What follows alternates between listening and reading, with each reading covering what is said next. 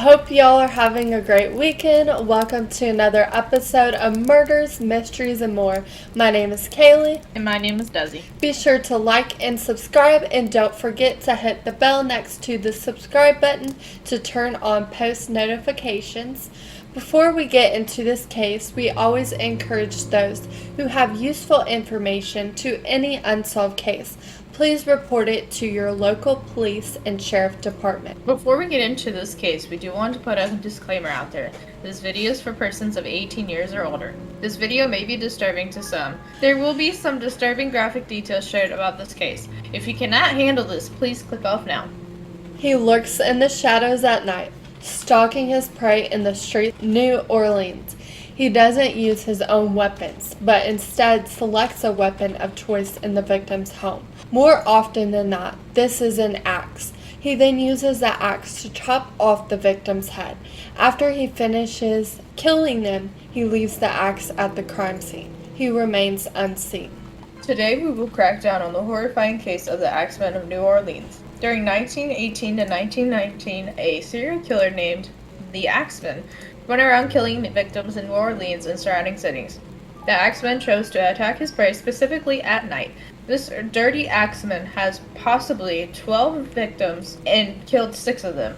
This creepy Axeman chooses to attack its victims when they are sound asleep. Oddly enough, he never used his own weapons. He only used the ones he could find in the victim's home. The most common weapon he used was an axe, which was left at the crime scene.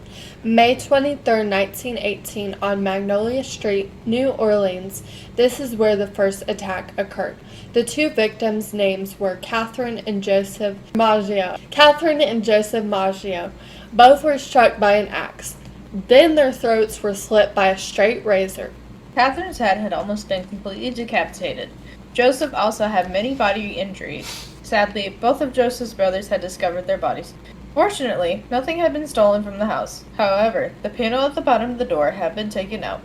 Joseph's brothers had only found an axe at the crime scene. At this time, we did have fingerprint technology, but it was not required. June 28, 1918, at the corner of Dorginos and La Harpe Street, 2 more victims were attacked. Their names were Louis Bessemer and Anna Lowe. During his deliveries, Baker John Zanka discovered both victims. Louis did survive somehow, and Anna lived for a week before passing. According to Anna, quote-unquote, a large white man with a hatchet had attacked them both. Also same as the first victims, the bottom panel of the door had been missing. A bloody axe was left at the scene. August 5th, 1918, exactly 1 month later, at a home which has not been disclosed, had an attack. The attack was against Mrs. Ed Schneider. Her husband discovered her laying on the ground in their home in the afternoon.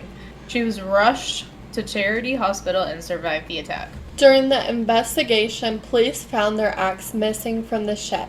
Although the attack was disheartening, especially because she was pregnant, Schneider still gave birth to a healthy baby.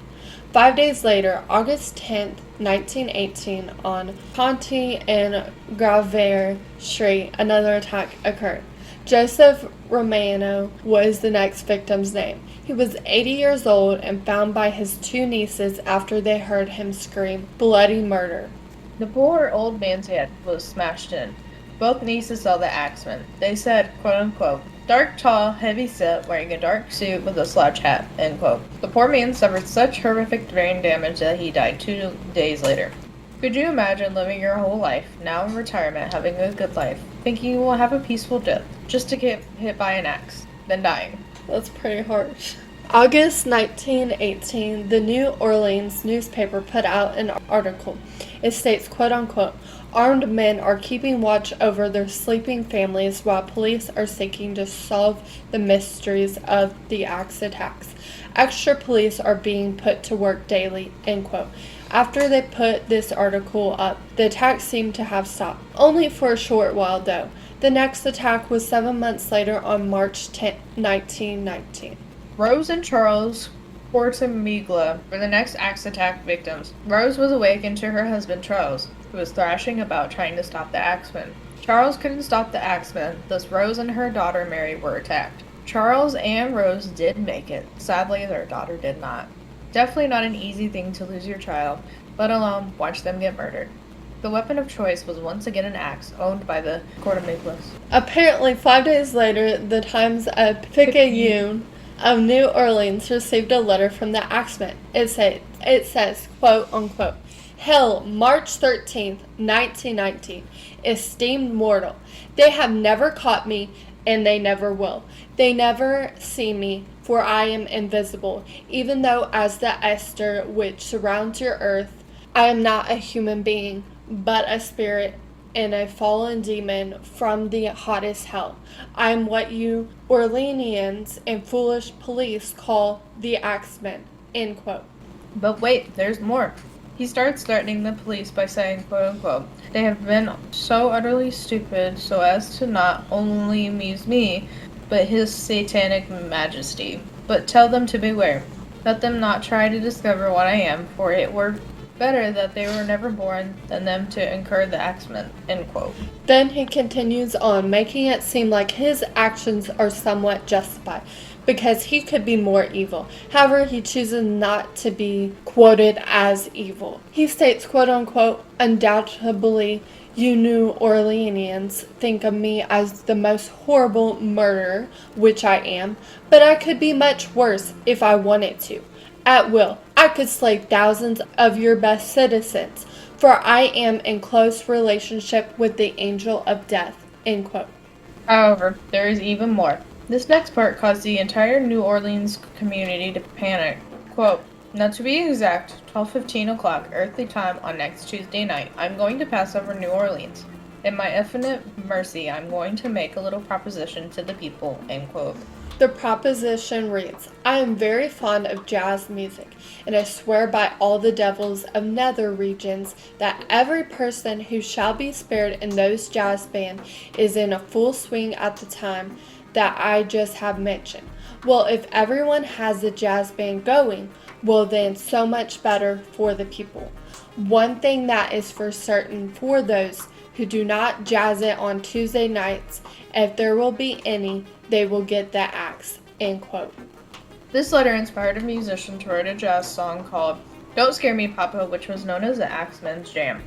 March 19, 1919, the city indeed lived through the night because of jazz. August 10, 1919, Steve Boca was badly hurt after he awakened to a man standing over his bed with an axe. Boca survived by hobbling over to his friend's house, who dialed 911. Boca suffered immense brain trauma, resulting in the loss of his memory. Early September, on 2128th Street, a 19-year-old by the name of Sarah Lawman was struck. Sarah could not remember the attack. October 27th, 1919, on the corner of South Scott and Ola Street, Axeman strikes again, hurting Esther and Mike Pepitone. At 1 a.m., Esther awakened to her husband screaming for help. Her husband had been hit 18 times and died 2 hours later. Esther remembers seeing two figures. One of the weapons was a bolt used to secure circus tents. There was a circus going on that weekend. This was supposedly the last Axeman attack. There are many theories surrounding this case. Theory 1 is that all the killings were from the same man, the Axeman. Some people believe the killing of Mike Pepitone was mafia related. His father had killed someone in the past. In a previous attack of Antelope and Bessemer, he was charged and police found letters written by him in Russian and Yiddish. He apparently was a spy man. Therefore, it was not related to the Axeman. It is noted that during the wee hours before Anna had passed, she had said Bessemer was a Nazi spy. However, he was free because of the circumstances surrounding this case. It happened at night, they were sleeping, and it was with an axe. Theory 2 is that the Axeman is not human, he is from another dimension. This one's crazy. They believe that this figure shrunk down to fit into small enclosed spaces. Once he slipped through the cracks, he grew into a big man, which then hit people with an axe and killed them. The last theory is an actual person by the name of Joseph Mumford. The last supposed attack to the Pepitones, Esther lived and her hubby died.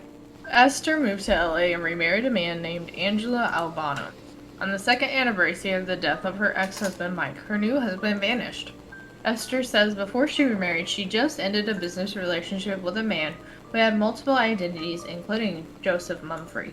December 5th, 1921, he had visited her home in LA. This man wanted $500 plus her jewelry. He threatened her by saying, quote unquote, I will kill you the same way he had killed your husband, end quote. But like the fucking badass bitch she is, she killed him with a revolver, one shot to the head. To this day, the Axeman has not committed any further crimes, and if Joseph Mumfree was the Axeman, justice has been served. Bang, bang, bitch. Yeah, bang, bang, you dead. Why did the Axeman choose to kill its victims with an axe, even though he could have used any other item in the victim's home as a weapon? I personally feel like the Axeman chose to use an axe because most homes during that time, obviously, but these victims had an axe in them. So it was more of a weapon of convenience more than a weapon of choice. Or it could be because, like an axe is bigger. It does have like a sharper, bigger blade on it. So it could have been used with a lot of brute force to decapitate somebody. A lot easier than like a razor or a knife or a gun or anything. Right. Although like knives and guns can be scary. If you saw someone coming at you full force with an axe, yeah, you would be fucking scared. Run. Yeah, you'd be like, I'm out of this bitch. So I definitely think like it was like a scare tactic for sure for the victims.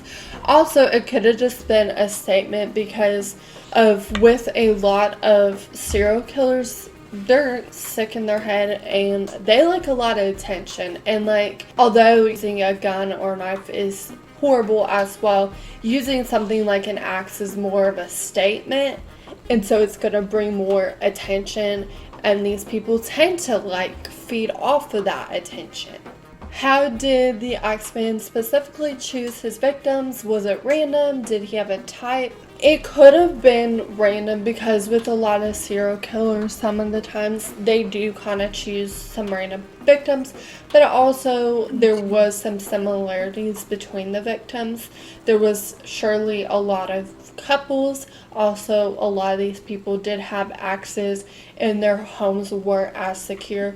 Like some of them did end up leaving a window open or their door wasn't like super secure.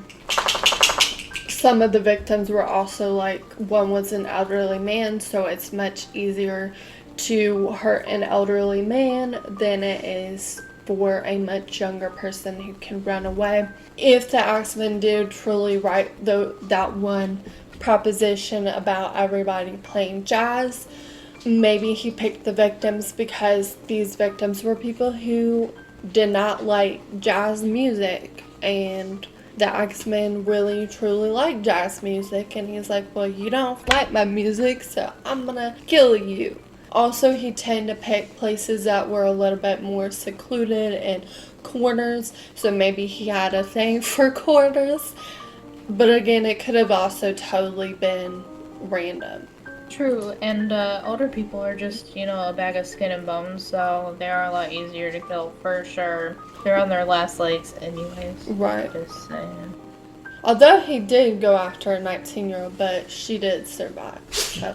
Even then, a lot of people, I don't think age really matters too much because there was a lot of people that died and they were younger.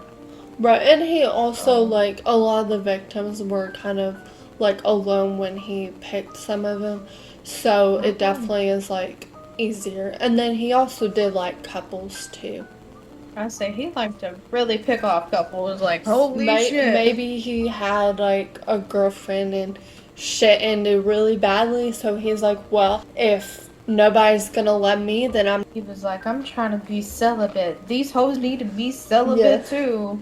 Yeah, he's like, I'm not gonna let y'all guys enjoy your time together. Well, and a lot of times when, cases like this, serial killers and all stuff, there is, a trigger that does set them off to set these chain of events. That could actually be the case. Or, he went through some sort of traumatic event. He also could have just not liked corners either. Could have had a little bit OCD. Well, and there are phobias out there as well. Yeah, so maybe he had a corner phobia. I can't go around the corner. Ah! Just kidding. There were many threatening letters sent to the New Orleans Times of Picayune. Were these letters truly from the Axemen, or was it some random dude that had nothing better to do with their lives? Truly, it could go either way. It could have been some random dude that just wanted attention brought to him and wanted to mess with the police, or it could have been the Axeman with the way he was taunting and talking to them and all that stuff. But I truly believe it was kind of leaning more towards the Axemen. There's some crazies out there that just do whatever the fuck they want to stir the pot, bro. Stir the pot. But I would definitely say A for effort because for sure, like, if it wasn't that Axeman, they had to put a lot of thought into that because that shit sounded like something you would find from a satanic Bible or something. That's sure do. And it has some of it rhymed too. It was like, what the heck? There are satanists out there, people who are in cults. The Axeman could be a part of that, which I wouldn't be surprised considering the way the Axeman was acting. Hey, there's people out here who are sacrificing goats for the pentagrams. Pretty sad, them poor goats. Right. Goats are so cute. In one of the letters, the supposed Axeman talks about if everyone plays jazz music on Tuesday night, March 19th, 1919, the Axeman will spare everyone. So everyone decided to gather around, play jazz music, they all lived. Did the Axeman truly like jazz music, or was this some sort of twisted joke? So the Axeman could have liked jazz music, like I said, because he could have nitpicked his victim because they did not like jazz music. And he does mention in his letter that if y'all play jazz music, I'm going to spare you. Maybe he chose that he didn't feel like killing anybody that day, so he just thought it'd be just have everyone play jazz music and kind of bring everyone together. He could have also been out of town somewhere or whatever, and he was like, okay, well, let me put this, and then they'll be like, oh, I live because I play jazz music, and it's not because of that, it's because he went out of town. But yeah, it definitely could have been a sick joke, and also he could have liked jazz music. People like certain types of music. He also probably did this to instill fear in everybody. He used it as a scare tactic. Or to stir up the pot. Yeah, he's probably also just messing with them as well, just to see what kind of feedback he could get from it. Yep, and apparently he did get something out of it, so like you said, it could be attention. Could the Axeman be more than one killer? Some of the attacks were a little odd. It's very possible that the Axeman could have had an accomplice along with him, or, there was two different people attacking all these other people. It also could be possible that some of these attacks were separate from the Axeman killings, like stated before. Some people believe the killing of Mike Pepitone was mafia related, so that could be the case. This could be completely irrelevant to the axe killings, but it also could be related in this sense because we don't know for sure. The way Esther described, she saw two figures in the event of her husband dying. And her potentially her almost dying. So the fact that she saw two figures kind of leads me to believe that yes, very possible, could be more than one killer. Or the lady could have been delusional. But it definitely is weird how she talked about, like, two killers and whatnot. Could be more than one because also, like you said, the mafia, and then also about Bessemer being potentially a Nazi spy. Now, if he was a Nazi spy, he probably would have killed in a different way, and it would be kind of a bit of a far stretch for him to not only whack her upside the head with the axe, but whack himself. Like, they didn't say with the Russian and Yiddish say, and we don't know because, like, obviously I don't know how to speak Russian or Yiddish. Can't really tell what it says truly. And there are, like, certain times when you will see, like, a group of people, like, for example, Jack the Ripper. Some people do mention that some of those killings might not entirely all be related or could be multiple people. So it is very possible that this could be the same case as well. So this is going to be a really far stretch. Could the Axeman be some supernatural being? Some people theorize that the Axeman would slip through the cracks, shrink, like the Ant-Man. Then he would blow up once he got in their house, turn all big and tall, and then whack them upside the head. I think this is definitely like way too far of a stretch. And I feel like for everyone, they have their own personal beliefs. So while I do believe about spirits and whatnot, I still don't think that necessarily all of these spirits are going to have the actual potential to be able to pick up this axe and whack people. Why would it be so many different houses instead of really one house? Because usually when you have like hauntings and stuff, usually it's one house. It's not going to be every single house. It just seems such a far stretch for something to just shrink and blow up like that, in my personal opinion. So I don't really believe that to be the case for this. Yeah, I feel like what you described, by the way, reminds me of what mice do. Yeah. Like how they shrink through the doors and then they go back to their normal size. But I believe in supernatural things like ghosts and all that stuff, but I definitely feel like this is far of a stretch. Yeah, it seems a bit overboard. On to my favorite question. Why was the Axeman bad at aiming? Not all of his victims died. Well, when you're lugging around a big-ass axe, 9 times out of 10 your accuracy is going to be about like a 50-50 chance. So, you either decapitate them, or you half-ass it. That's the way I see it. Especially if you are somebody who doesn't have a lot of upper body strength, which could have been the Axeman's downside as to why he didn't succeed in all of his killings. But somebody with upper body strength trying to pick up an axe, ooh, dude, it's like axes are heavy. Yeah, and you gotta get that aim perfect every time. And for some of them, it took him 18 times. Back to the attack of Anna Lowe and Louis Bessemer. Bessemer was believed to be a Nazi spy. How true was this? Did he actually attempt to kill Anna? So, he could be a Nazi spy. We're not ever going to know because we haven't really talked to Bessemer before. So, he could be. I don't think he attempted to kill Anna, even if he was a spy, because why else would he have also been attacked? Like, why would he have whacked himself with an axe upside the head? That just seems too far. An attempt to kill yourself after you killed someone else. Most often, someone would rather just use a gun. So, I definitely don't think that he killed Anna. It was sleep and late at night, and at first, like, they did put him in prison, and then they ended up freeing him because just, like, the circumstances surrounding it, and then it just seemed like that wouldn't be something he would do. Yeah, it's definitely out of character, for sure. Yep. Why did the Axeman stop his killings? Well, there's multiple reasons why he could have stopped his killings, which we don't know definitively for sure, but he could have moved away, he could have went to jail, he could have died. He also could have just lost his mojo for killing, or felt truly satisfied after a while.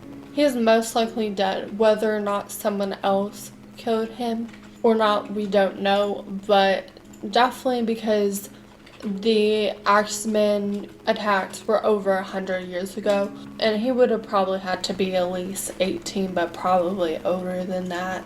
He would have to be, if he was even like 20 years old, he'd be 124, 25. He's probably dead by then. I do not know someone that is. I mean, I guess there are sometimes people alive till then, but it's pretty rare. He's probably long gone. gonna say so. And he probably stopped them because either he died or because maybe he just got tired of doing it and thought that he might get caught, and he was like, well, I've already done enough damage, maybe I should stop, this isn't fun anymore. Mike and Esther Pepitone both were victims by the Axeman. She lived, her husband did not. Later on, it was said on the second anniversary of the death of Mike, her new husband, Angelo Albano, disappeared. What happened to him? There's many things that could have happened to him.